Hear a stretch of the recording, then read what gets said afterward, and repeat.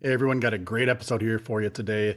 We've got Kyle Roof back in doing another episode, and we teased a few months ago that he's going to be coming on, and we asked everybody to submit your website for him to do a teardown and a review of a website. And that's what we're doing here today, so stay tuned. I'm doing this episode here from my camper. So if you are watching on YouTube and you see the background looks a little bit different, that's because we recorded it while I was on vacation. Kyle was in San Diego. He lives in Thailand. He was visiting in San Diego. So both of us kind of on remote location going through it. I think you're going to love some of the things that Kyle breaks down. I learned a few things, and I think you will too. Check this out, Kyle Roof.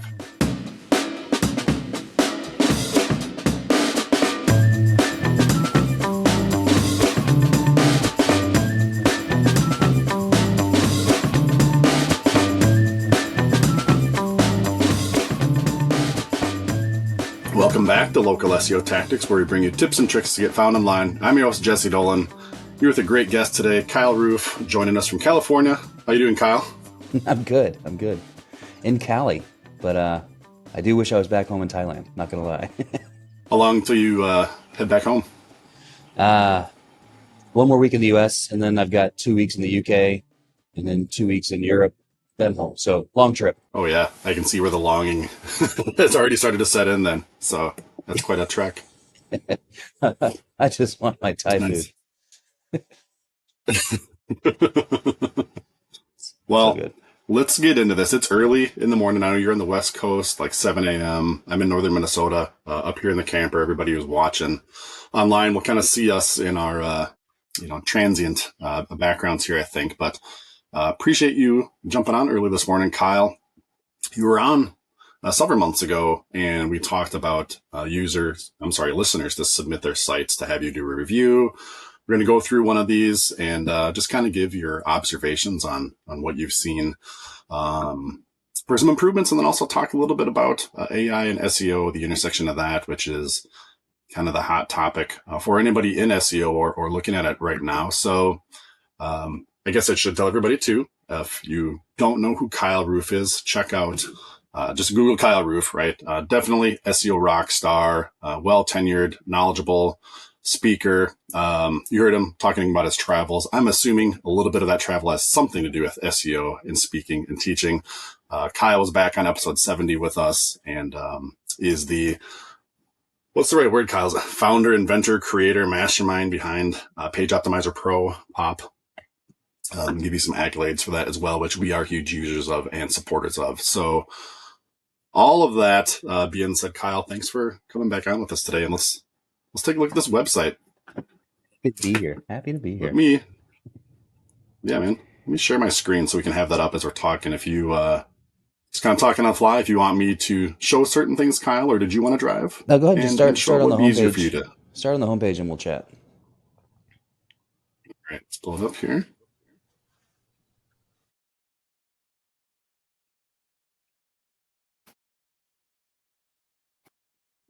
There we go. There we go.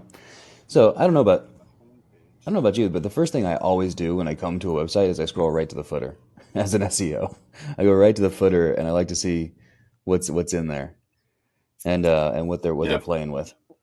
Because when you think about things on like from an eat perspective, like is who's responsible for this website and who's responsible for the content?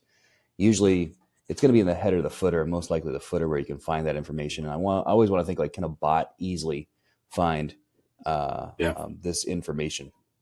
So there's a lot of good happening in this footer, especially in that the first thing I want to see is that address. So right under where it says Leap and then Metro Vancouver, there's a phone number that I like. That's a local phone number. And then they have the address. The next thing I do is I'll right click and I will view the page source. And I'm going to see if that address and that phone number are in schema. Because what I've found is that like playing, especially with AI tools, AI can find, like we say, like, is there an address on this page? AI finds about 70% of the time, which tells me that's probably what Google can do as well, somewhere in that neighborhood. But once you have it in schema, then you've actually properly identified it, making it as easy as possible for a bot to understand that this is a real entity, this is a real business, and they have a real address and a local phone number that matches that address. And Leap, they've got that going on. So if you were to look at the page source, they have the address and phone number in the schema, and that is an excellent, excellent, excellent sign. And for everybody listening, of course, Kyle's explaining, but if you're watching on YouTube, I'm sharing the screen. I'm not showing the page source. We're just looking at the home page here. So Kyle's talking through it. If somebody doesn't know how to check out the page source, I guess reach out to us, kind of give you a tutorial of what we're talking about here. But yeah, that's basically right, the encoding that you're not seeing when you're just looking at this as a normal human being. So, Yeah. And we should say too, Kyle, I should back up and tell everybody whose site this is. Joel the Tevs. Sorry, Joel, if I said that wrong. Submitted this site, and he had said we're using POP, and I'm hoping to get some feedback from Kyle. We run an MSP in Vancouver, highly saturated market with lots of competition. So just make sure we give full credit there and what site we are looking at that Kyle's taking us through. So sorry for the interlude there, Kyle, but so yeah, we're looking at the footer, No finding some problem at good all. stuff there, matching it up in the coding with the schema there, and so far you're liking what you're Now, the seeing. next thing, yeah, the next thing, and I want to get your opinion on this. So they've got kind of at the bottom of the footer, this site is protected by reCAPTCHA, and the Google privacy policy and terms of service apply. And if you hover over privacy policy and terms of service, those are actually clickable links. And they actually go to Google's terms of service and privacy policy. Can you claim Okay. Google's privacy policy as your own? Is that Sure, why not, right? is that something that people do? Like, I wasn't aware Yeah. that you could do Let that. me see. Let's follow it here. Yeah, you're right. Look at that. Okay. So that's interesting. Usually you'd be having that go back to your own privacy policy, right? And in terms of service. So Yeah, that little confused squatting. me a little bit. But when it comes to like an heat signal, I think just having clickable text that says privacy policy and clickable text that says terms of service is probably all you need. It's not that Google's going to be going Sure. in and like actually reading your terms of service to see if they're good or not. It's just the existence of the page. Um, so I imagine that probably satisfies it. But I just thought that was a little odd. I'd never seen that before. But I was like, maybe people are doing this and I just haven't seen it. No, that's the first time I've seen it. And would you mind, Kyle, for anybody that's listening or watching that isn't super knowledgeable about why this matters? You're talking about the privacy policy, terms of service, right? That reel that exists, you can click on it. Why does that matter to Google? Well, there's going to come a point where Google's going to decide if you should be in the index in the first place or not. Like, are you a legitimate thing that that should just be in search results? And that comes back to then what we're talking about with EAT, EEAT, expertise, experience, authoritativeness, and trustworthiness. The idea is like, is this just a trustworthy site? And so one of the things that I look for is, are there signals on this site that Google would identify to say that this is a trustworthy site that should be in the index once it kind of hits a certain traffic level? And EAT signals too are pretty easy to knock out. You can get a lot of EAT type stuff done in a day. And so a lot of times I want to look and see how serious this site is. Like, how are they taking their running of their business and the running of their website by what they're demonstrating in terms of the EAT signals that they're putting out. And so, for example, like the address and phone number in the schema is fantastic. That's a really strong signal. And then as I'm looking through and kind of trying to identify other signals, that's when I found then they're just using Google's privacy policy in terms of service, which I had not seen before. Well, and maybe it's like, it's one of the things like, you don't know everything about SEO. Like maybe this is a trick that's people have identified and I just didn't know about, or they're just doing something a little odd. Right? I guess we'll have to loop back with him and ask him if that was unintentional or get the feedback there. But thanks for expanding a little bit on why this stuff matters, right? Why you're even looking at that. Yeah, what is EAT for everybody, and what are these signals here? So please continue though. What else are we looking at? The next thing I would do is the next thing I do is click on the blog, and I want to look and see what they're doing for their articles. Okay, we got that at the bottom here. Let's see. Go back up. Right there, there's a blog. Or there's some. I think it's also in the. Yeah, yeah. There we go. So things I'm going to look at here are I'm going to click into that article and I'm going to look and see, identify the author. Now, what they're doing is they're sorry, it's taking this over. What they're doing is they've got the the website as the author, and you're allowed to do that. That is, if you go through like the Google guidelines, where it talks about who can be an author, a website can be its own author. And I know that Google says that's okay. I personally don't like that, because authors are an opportunity to show Google that you have real humans that are writing this content, and real people that are behind the content and responsible for the content. And so, personally, I Right would on. actually have an author here. Um, Whoever is actually writing, I would list them as the author, because what I really want is an author bio page that talks about who this Okay. author is, what qualifications they have, what experience they have, those types of things. And then within the author bio page, I want to have person schema that helps Google understand that this is a real person. And then on the articles themselves that I'm writing, I'm going to link to that author bio page to make the connection that this author is somebody within our company, within our organization, and this is who they are. And that kind of makes a really strong connection between the content that's there and the people behind it. I think that's a missed opportunity here. And that's something that I would change up. And if somebody's going to implement that, Kyle, how tricky is that to take this existing blog article, right, where the company is the author? If they were to retrofit this or fix that, is that just as simple as going in to that actual blog post, changing that, and then creating this author page you're talking? I think so. I think you can actually probably do it en masse and probably some sort of WordPress setting where like this author is now that author sort of a thing. I'm sure that you could do it fairly Right. automated. The next thing I'm That's a going to good look one. at, Why notice would the somebody choose to have the company be? Sorry, go ahead, Kyle. oh no no I think a lot of people do it because they want to kind of hide who they are. I think that's what a lot of people do that for, is they don't necessarily want to be the face of the company, or be responsible for the content, which I get, except that that really contradicts the idea of EAT on who is responsible for this information.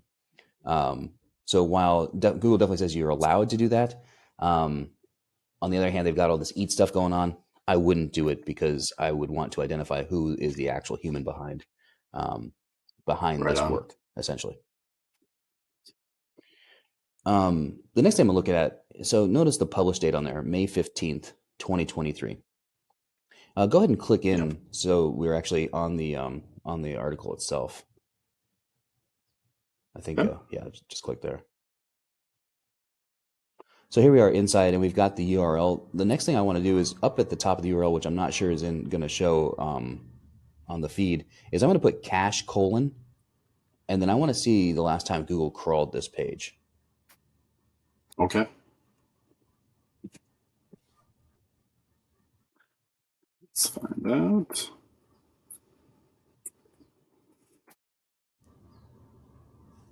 Whoop.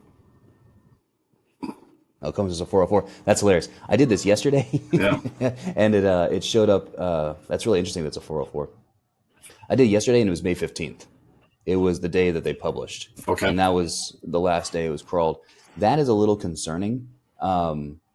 You really want to see a cache date probably within the last 7 days or so. That Google is coming back to this page and checking it out and likes it. When you notice, and I did a couple other their blogs, and the last cache was like a month ago.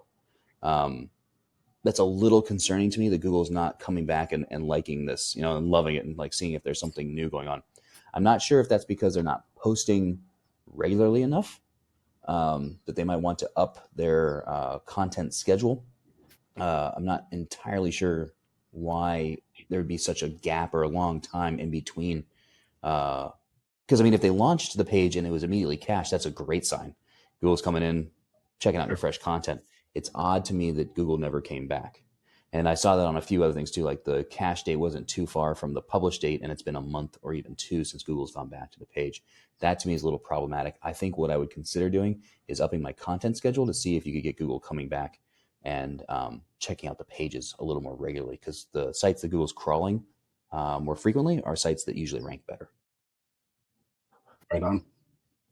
So what you just had me do there to show everybody a quick cache colon search, a search operator in Google, right, to kind of restrict the results.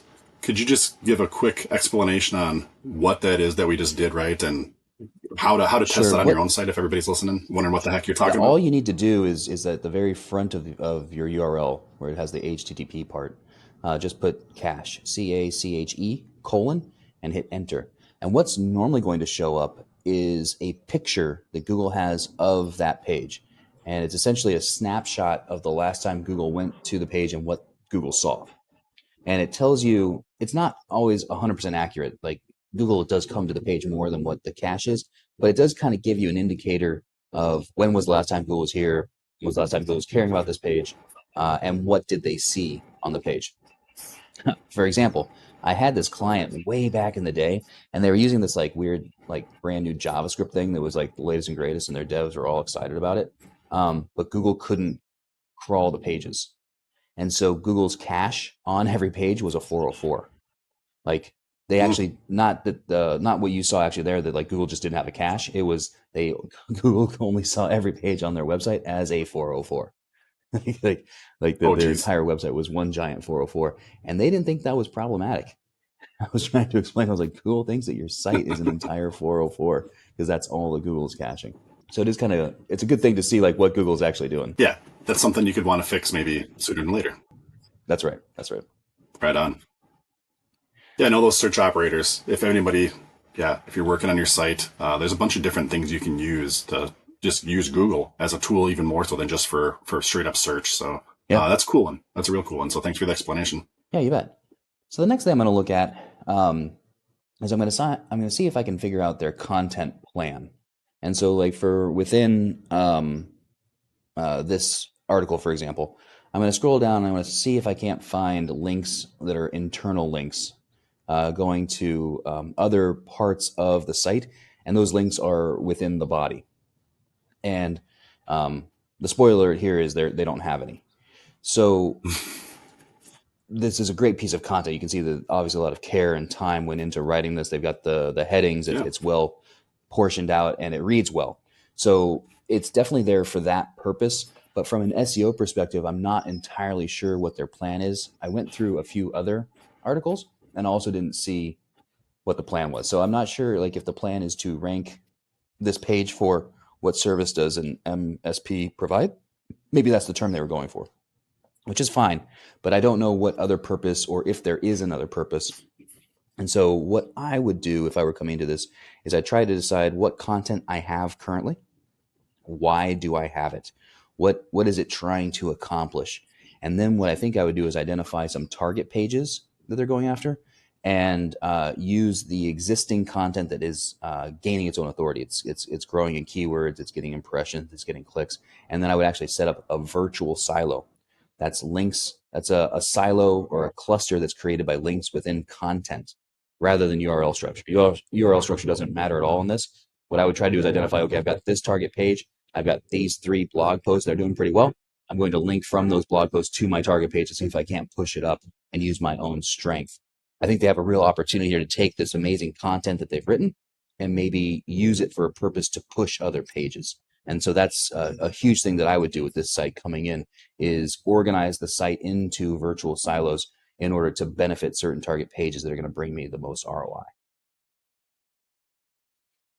And kind of like you're saying, this is there's some energy that went into creating this blog post, right?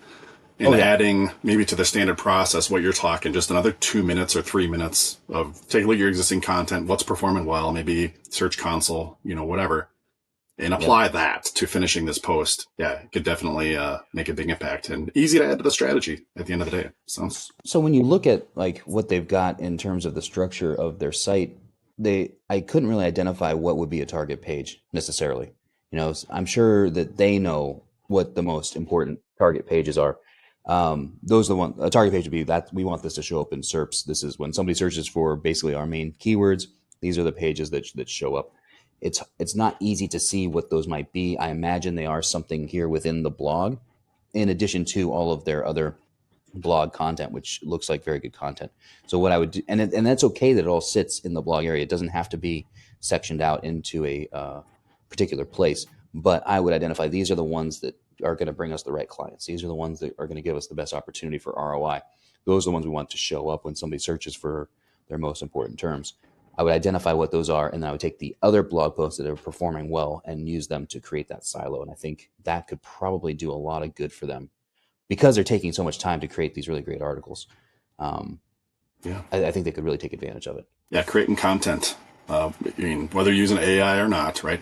Creating content is definitely a labor intensive process. So anything you can do to then leverage that once it's put out there, right? And get the most run out of it. Whether you're pushing to or using it to push to. Yeah, I think this is a very, very smart thing to point out. Back in 2019, I was working on this project on this company that did marketing for companies like Boeing. It was like aviation market research was like an important term for them. Those terms all had like a search volume of 10, for the month. But when you did the search, like all the sites that were winning it were like huge marketing firms because, if you land one Boeing, you're doing pretty well for, Sure. for the year or for the years. Right. And so even though there's extremely low search volume, they're massively important. Now they were ranking for nothing. And they also had like a DR of 1, or like if you're looking at whatever metric you're looking at, they were a 0 or 1 depending on like some metrics default to a 1. And that's the authority the site had. But as I went through it, they had 3 years of these amazing blog posts. Like they had really put time and effort into these things, and then I realized that these things were ranking for terms on their own and doing quite Hmm. well. So what I did is actually created virtual silos using their existing content and linking to their 10 target pages that had the different types of market research that they wanted to do, or marketing research, excuse me. And in about a month and a half, they had 8 of their 10 terms on page 1 just by leveraging their existing blog posts that were doing so well, and that Nice. generated all this power that they didn't even realize. And so don't underestimate the power of the site, of your own site, and what it can do for you. Like it's very possible that you've got pages, that have accumulated strength, and you can basically niche edit your own site by adding in the links that you need and pointing them to some of your best pages. It's not a bad practice, like quarterly, to go through and see if you act to find those power pages. Go into Search Console and look at the ones that are like filter into your blog, the ones that are getting the most impressions, or you can put it into an SEMrush or Ahrefs, and you can find the site, the pages that are performing well on your site, and then you can use those to then push up other pages that are very important to you. That's awesome. If anybody didn't catch that, like rewind that, write it down. That's an easy thing to put into your, like I said, quarterly, whatever it is. Just do that on a regular basis because that stuff's going to change. Google's going to look at you different. There's competitors.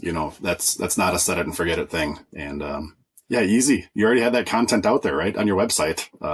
This is just linking it together, really, at the end of the day. So Yeah, like one of the things that I've realized that I really try to talk about a lot is you've already done this hard work. You've already done this amazing work. Take advantage of it.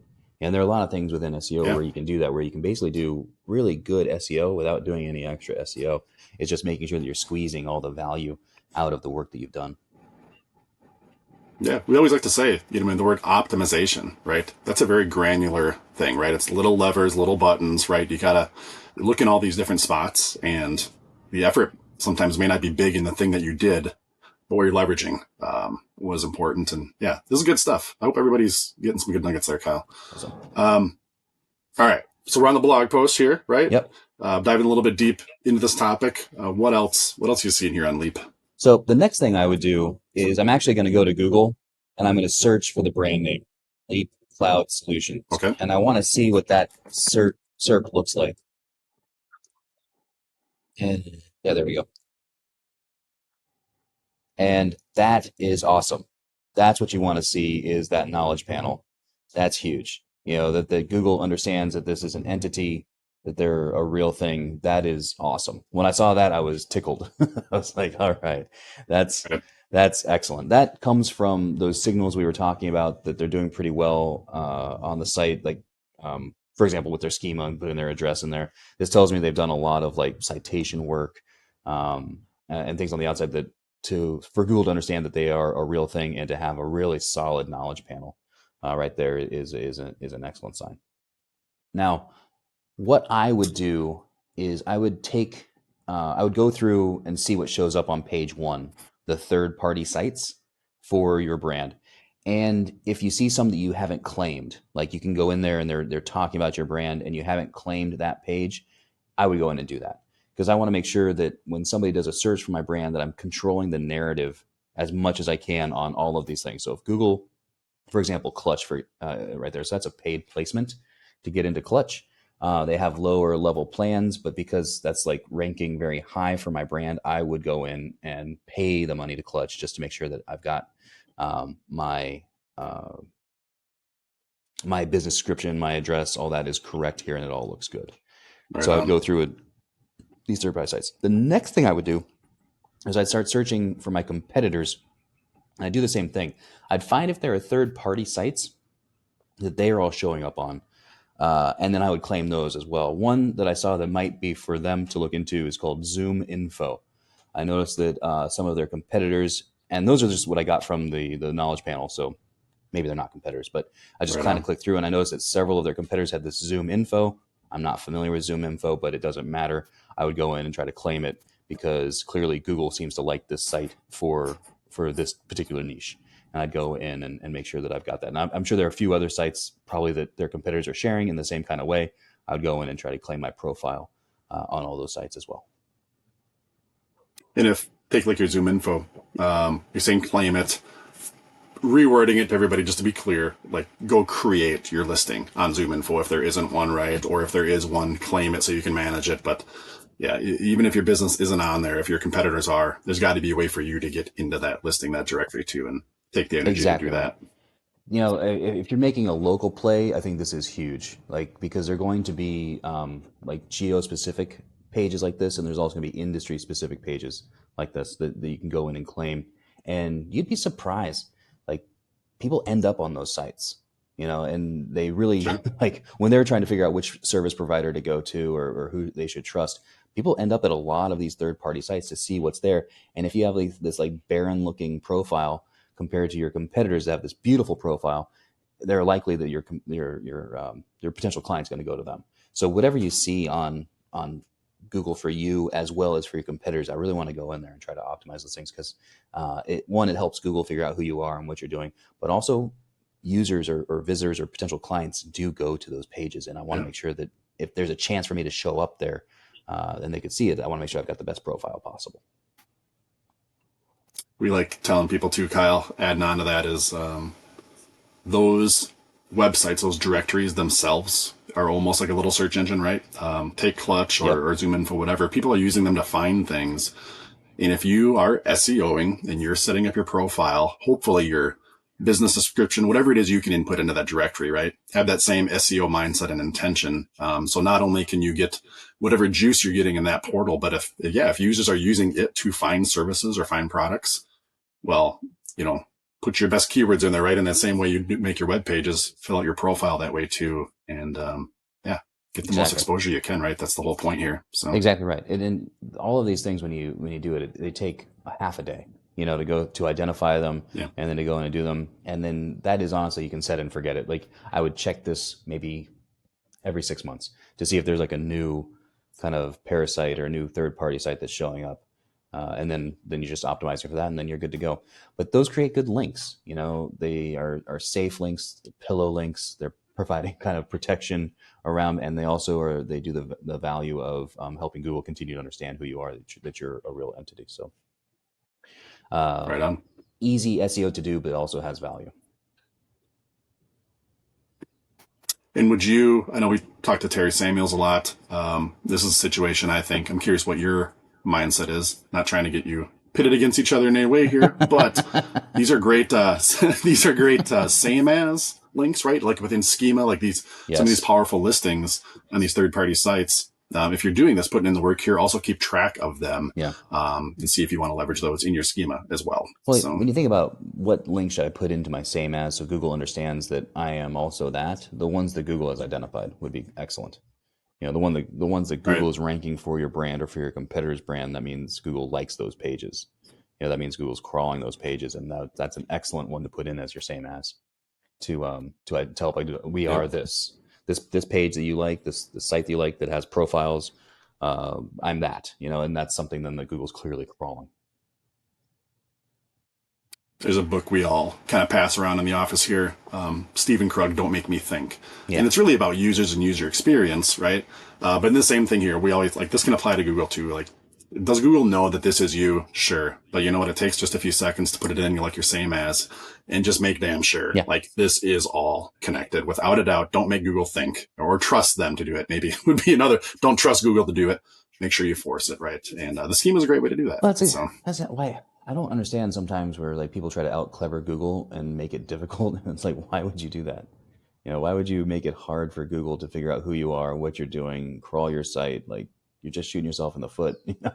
It's like you're about to run a marathon, you just shot yourself in the knees. Like I don't understand why people do some of the things that they do. Make it think about and it. give your ego a boost to do it the hard way, but you don't need to. That's probably true, right? You're like, I did it this Right. way, but you made it harder for Google, and you ultimately made it hard for your website to do well. Not to say they can't do well, but you're making it tricky. Right. So the last thing that I saw, just again, as I'm just like checking this stuff out, is I noticed that a lot of their competitors are doing like partner sites, and it looks like they're building kind of their own sort of PBNs, for lack of a better term, like their own partner and sister sites, and it looks like they're using it to gain traffic, win other keywords, also own the brand a little bit better too, because you're now taking more spots on page one that you control and then linking back to your target pages. Leap might be doing something similar. There's like a leap.us, and I didn't really, if you scroll down, it's towards the top on the branded results. That could be theirs as well, and so they might be doing something similar. Okay. Which is good. This highlights one of those opportunities where you're allowed to have sites that you control, and you're allowed to have sites that go after similar keywords, maybe for a slightly different audience. So in this case, it could be the Canadian version versus the U.S. version, as maybe what they're doing, or they have a separate site for partners that highlights the partners with their software or with what they're doing, et cetera, et cetera, et cetera. Those are good things to do. If you have the ability, running two domains going after the same keywords is awesome, because Google really doesn't like to put one domain multiple times on page one. They used to do it a bunch. Now they've basically limited to the best you can see is 2 results usually. But even then, for a lot of terms, they've kind of wiped that out completely, and they're just going to give you one result with one domain. But if you have multiple domains and it makes sense to do it, like you do have a slightly different audience or perspective or reason to do it, and if you have the budget and the resources, having 2 domains is pretty awesome. And I noticed it looks like they might be doing that, which I like, and their competitors definitely are doing that. And then once you're also taking more real estate, then you can start to interlink, and these sites can push each other up as well. And that's all completely within Google's guidelines. It's totally fine to do. It just takes a lot of time, money, and effort. And that's why a lot of people don't do that. They would just use, like, say, the partners or the sister sites. They would just put that as a folder on their main site. But looks like what a lot of these competitors have done is they've just created separate sites for it, and it looks to be pretty effective. So if you're going to have those 2 different domains going after the same keyword, just to be clear, you're saying you can't just take your content and make 2 domains, have the same strategy, the same avatar, the same purpose, right? You need to be helpful or useful in some other way if you're going to have that second domain and go after it. That's exactly right. You can't. I guess technically you could copy it, but I wouldn't recommend doing that. Right. You definitely want a different angle, but that doesn't mean you can't go after the same keyword with 2 different domains. You can and you should, if you're able to do that. Totally do it. Because again, it gives you, let's say you could get your money keyword and you could get 2 spots on page one. Now you've pushed at least 2 competitors out of the way, and when people go to it, if they click on your one or the other, it doesn't matter. You can get the conversion on either one, and that's fantastic. The best example, I've seen of this is Wayfair, the furniture company. They actually have 5 different brands, and the personas are like their regular one. They've got like their high end one. They've got the bargain basement, bargain shopper one, and kind of everything in between. But they're all going after these same terms, and it's almost always the same furniture. And so, like, if you were to search like Chase Lounge, for example, I did this years ago. They had 3 results on page one and 2 results on page two. So they're taking up 5 spots out of the first 20 with basically the same Yeah. furniture, but the copy was written differently to go after a different type of persona, and they even say it in the footer, hey, these are all connected. And they don't really make a secret of it. You would have to look for it a little bit. I don't think people would obviously see it, but once you realize it, you're like, oh, they're just pushing all of their things up, and they're just taking away real estate from their competitors um, by doing that. And it's an excellent strategy if you have the ability. Right on. Yeah, and especially if you're doing something like your Boeing example earlier, if something's 10 searches a month versus something like this, yeah, that's gonna make a big impact. Yeah. Oh, back to their blog post here. I'd like you not to put you on the spot, but as we were looking at this, you're talking about using basically interlinking, other content, things like that to maybe either power up this blog post or using this blog post to power up something else. Um, Now, if we take something like Pop and the AI writer, what if this blog post itself, because this is something we do a lot for clients, is yeah, so you can optimize the content, repurpose it, link it like you're talking. But what if this page, this blog post, I should say itself, maybe needed more guts? This one's pretty good, right? Not to make an example out of something that doesn't need to be here, but just to play devil's advocate.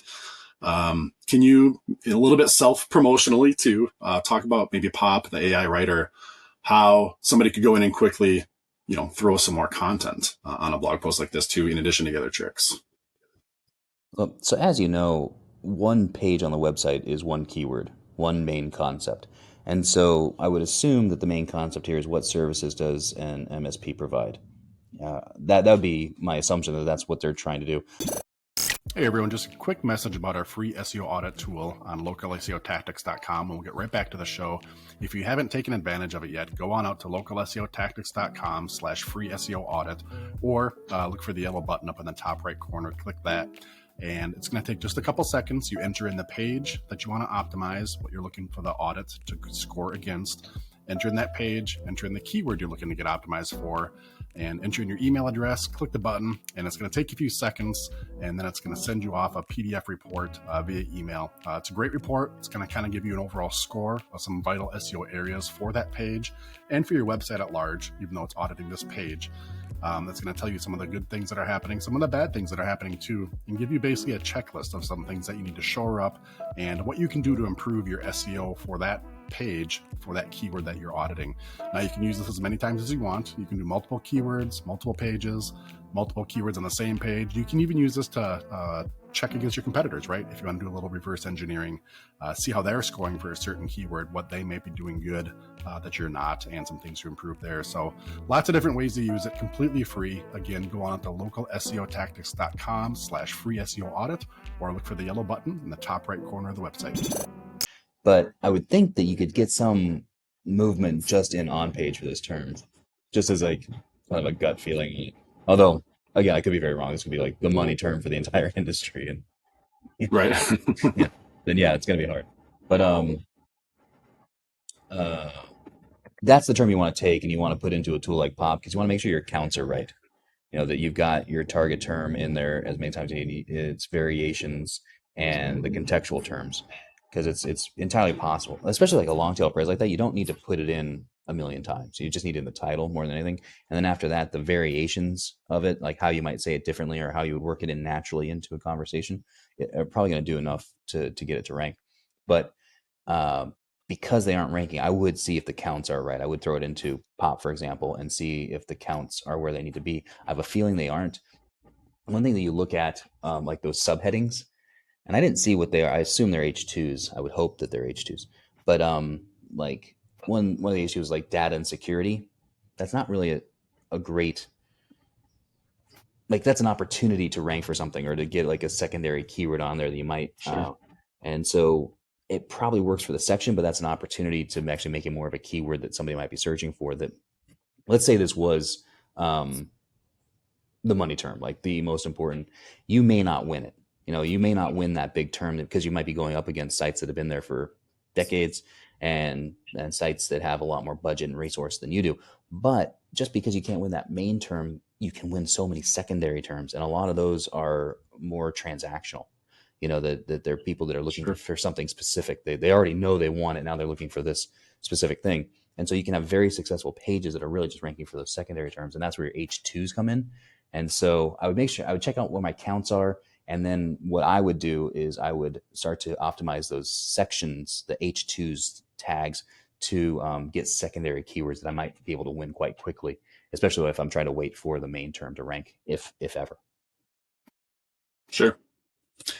Well, and that's what you're saying too, waiting for that main term to rank, right? Like as you're going through this is not a one-time thing. Maybe you're deciding this is I am or I'm not going to rank for this keyword, right? Optimize this, go after it, come back later, see if that helped bump your rankings up, and keep after it. Especially if it's a big money keyword you're trying to go after, and if this is the page, things like that. So Exactly, that's good stuff. exactly. And then I guess where like the AI writer would come. So Bob has a new AI again, shameless promotion. Let's say you needed 500 words. It's the kind of thing you could get 500 words out of, or like some inspiration. Any AI tool really shouldn't be used as an I'm going to push a button, I'm going to get this content, I'm going to put it right on the site. You should never do that, because AI writers are really just fancy spinners. They're fantastic, but it is at the end of the day just a spinner. It's taking words that it already has and it's basically just reconfiguring them in the way that you're asking to reconfigure. So when you get AI content, regardless of where you get it from, you need to edit for tone, voice, brand, and also facts, because they're pretty good at lying and making things up. Like you ask it for it, it's going to give it to you. It did not guarantee that it was going to be correct. So you want to make sure that you're kind of keeping an eye.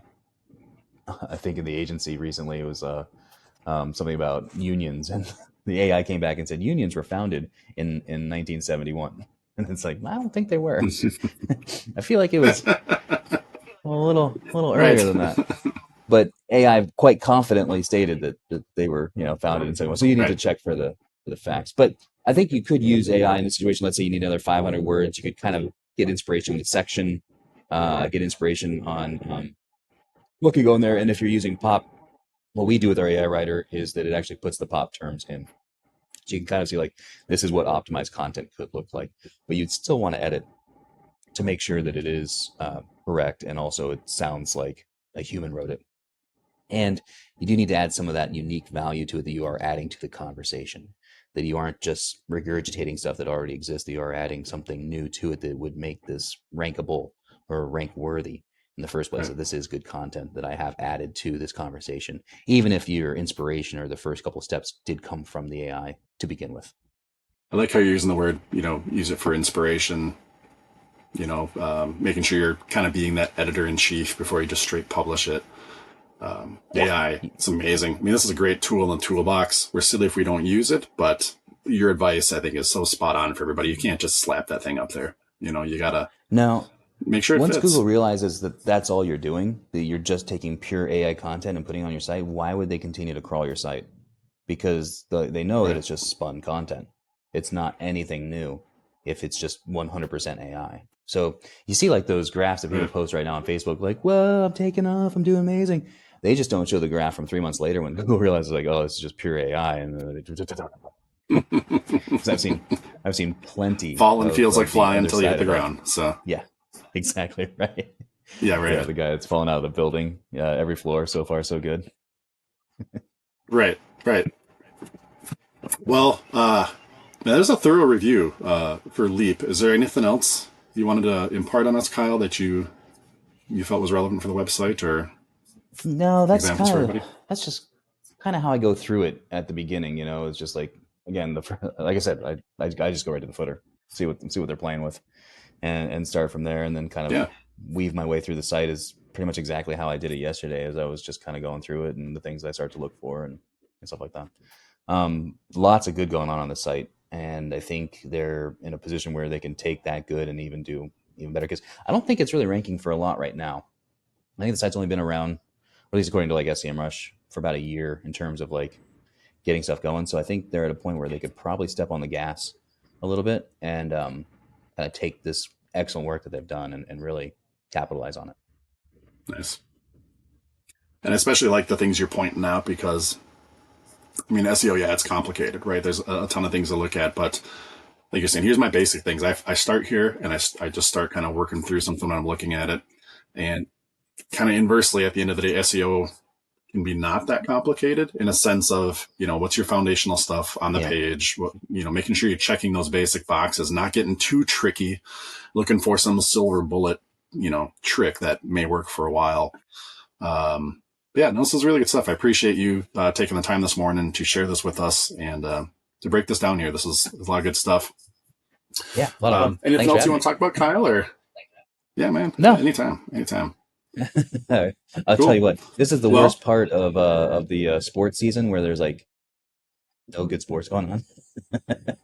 This is Kyle's sad time. But I'm already looking. Are you a football guy? I'm already looking towards the NFL season. Yeah, we're up in Minnesota. The Minnesota Twins. Yeah, no, the Minnesota Twins are our baseball team.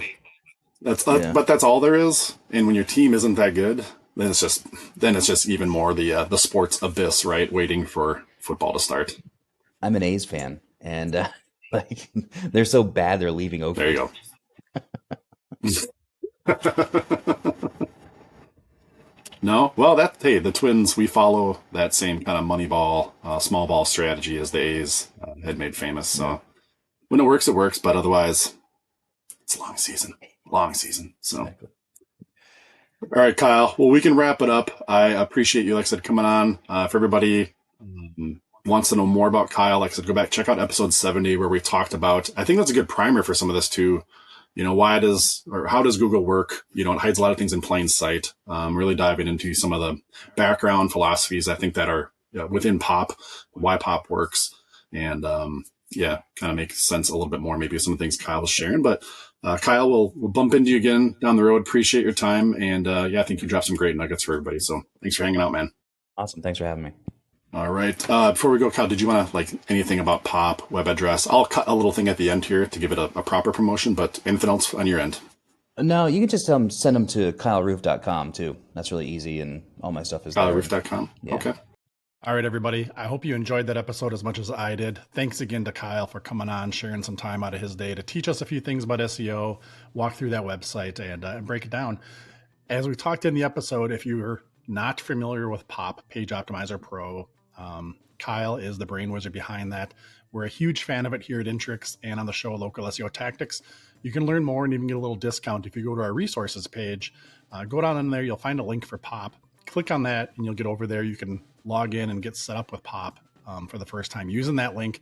Yes, it's going to give us a little bit of something for the affiliate link, but more importantly, you're going to get some benefits as well going through that. To try it out with the new AI assisted stuff that they got going on in there, the Watchdog they released a number of months ago. POP is really getting to be a great tool, one of our favorites here. Check it out. Thanks for paying attention to this episode and tuning in. We'll catch you all on the next one. Take care.